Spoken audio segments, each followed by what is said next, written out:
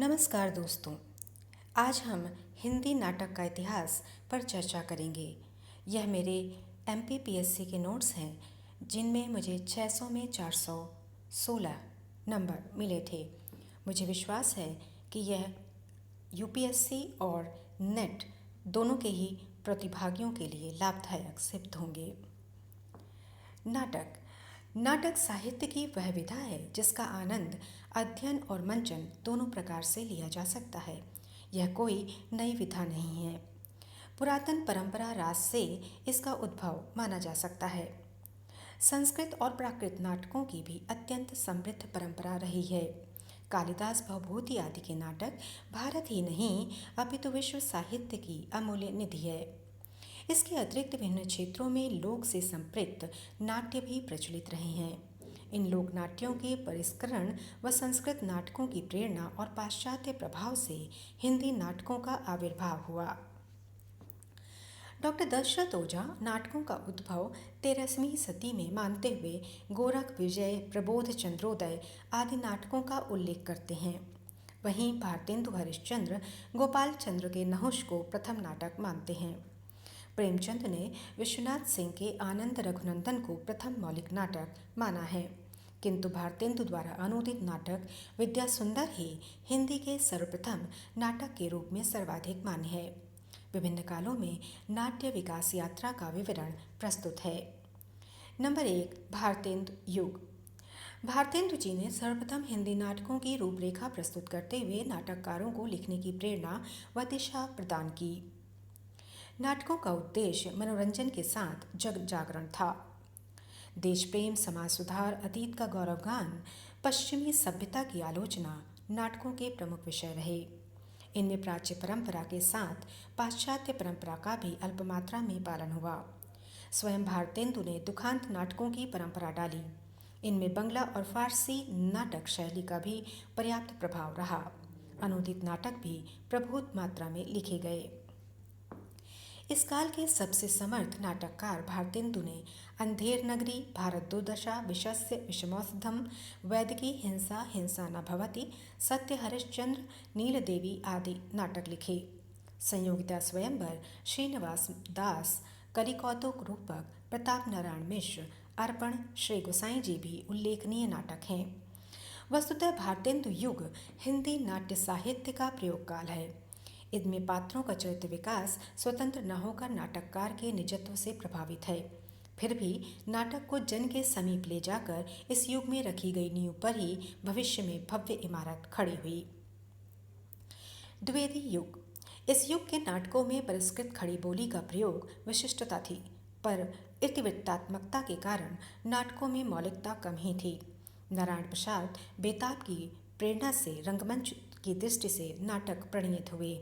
माखनलाल चतुर्वेदी, कृष्णार्जुन युद्ध, बद्रीनाथ भट्ट, दुर्गावती, मिश्र बंधु, नेत्रोन्मीलन, किशोरीलाल गोस्वामी, मैंक मंजरी आदि प्रमुख नाटककार हैं। यद्यपि इस युग के नाटक कलात्मक दृष्टि से प्रौढ़ नहीं है, तथा परिष्कृत खाली बोली के प्रयोग ने प्रसाद युग की पृष्ठभूमि निर्माण में सहायता अवश्य दी। नंबर 3, प्रसाद युग। प्रसाद युग में ही नाट्य विधा में प्राण प्रतिष्ठा हुई। इस युग में पाश्चात्य शरीर और भारतीय आत्मा लिए नाटकों की रचना हुई। अब मृत्यु और वध के दृश्य दिखाए जाने लगे। पात्रों के स्वतंत्र चरित्र विकास को महत्ता मिली। इस काल में प्रधानतः राष्ट्रीय भावना से परिपूर्ण ऐतिहासिक नाटक लिखे गए।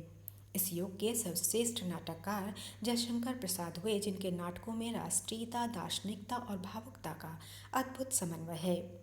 चंद्रगुप्त, ध्रुवस्वामिनी, स्कंदगुप्त, अजातशत्रु, जनमेजय का नागयज्ञ आदि इनके प्रमुख नाटक हैं। हरे कृष्ण प्रेमी की रक्षाबंधन और शिवा साधना इसी परंपरा के नाटक हैं। हिंदी नाटक को एक नया मोड़ लक्ष्मी नारायण मिश्र ने दिया। उन्होंने नारी पर केंद्रित समस्या प्रधान नाटक लिखे, जैसे मुक्ति का रहस्य, सिंदूर की होली, राक्षस का मंदिर। गोविंद दास कर्तव्य, बेचैन शर्मा उग्र, महात्मा ईशा, उदय शंकर भट्ट, राधा मत्स्यगंधा अन्य उल्लेखनीय नाटककार हैं। कामना प्रसाद और ज्योत्सना पंत नामक प्रतीकात्मक नाटक भी लिखे गए। इस प्रकार प्रसाद जी ने नाट्य विधा को पारसी रंगमंच के प्रभाव से मुक्त कर मौलिक स्वरूप प्रदान किया। स्वर्णिम अतीत की पृष्ठभूमि पर वर्तमान को प्रेरणा देते उनके नाटक कालजयी हैं। प्रसाद जी का अधिक अनुकरण न होने के बावजूद उनका योगदान अक्षुण्ण है। मिश्र जी द्वारा नई दिशाओं की तलाश का प्रयास भी स्तुत्य है। नंबर 4, प्रसादोत्तर युग। इस युग के नाट्य विषयों में वैविध्य आया। अब आप आदमी नाटक का प्रधान पात्र बना। रंगमंच विषयक चेतनाएं, स्वगत कथन, गीत आदि का निषेध हुआ। इस युग के सर्वाधिक सशक्त नाटककार मोहन राकेश ने आषाढ़ का एक दिन में ऐतिहासिक कथा वस्तु को यथार्थबोध से संपृक्त किया। आधे अधूरे में मध्यम वर्गीय जीवन की विडंबना और त्रास अभिव्यक्त हुआ। लहरों का राजहंस उनका एक अन्य नाटक है।